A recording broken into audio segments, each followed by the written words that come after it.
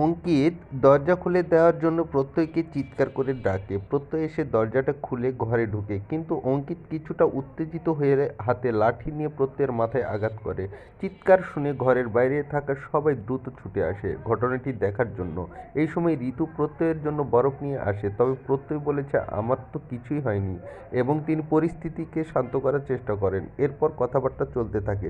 অগ্নি কথার খুব কাছের বন্ধু, তার জন্য একটি ফুলকপি রান্না করে এবং সেটা কথার কাছে নিয়ে গিয়ে বলে, এটা আমি তোর জন্য রান্না করেছি। এরপর অগ্নিকথাকে ওই খাবার খাইয়ে দেয় এবং বলে, থ্যাংক ইউ, তুই আমার মায়ের জন্য যা যা করছিস, তুই সত্যিকারে আমার বেস্ট ফ্রেন্ড।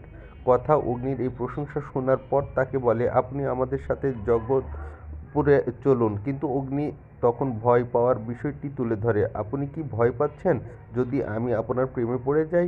এই প্রশ্নে অগ্নি মুচকি হাসে এবং বলে, আমি জগৎবংপুরে গিয়ে প্রমাণ করে দিব যে আমি তোর প্রেমে পড়ব না। পরের দিন সকালে সবাই সিদ্ধান্ত নেয় যে তারা জগৎবংপুরের উদ্দেশ্যে রওনা দেবে। তারা প্রস্তুতি নেয় এবং যাত্রা শুরু করে। একটি সম্পর্ক এবং বন্ধুত্বের কাহিনী, যেখানে একদল বন্ধু বা পরিচিতদের মধ্যে বিভিন্ন পরিস্থিতি এবং সংলাপের মাধ্যমে তাদের অনুভূতি এবং সম্পর্কের প্রকৃতি প্রকাশিত হয়। তো বন্ধুরা, কেমন লাগলো আজকের আপডেটটি? ভালো লাগলে অবশ্যই চ্যানেলটি সাবস্ক্রাইব করে আমাদের সাথে থাকবেন। পরবর্তী আপডেট পাওয়ার জন্য অবশ্যই আমার চ্যানেলটি সাবস্ক্রাইব করুন এবং সাথেই থাকুন। ধন্যবাদ সবাইকে।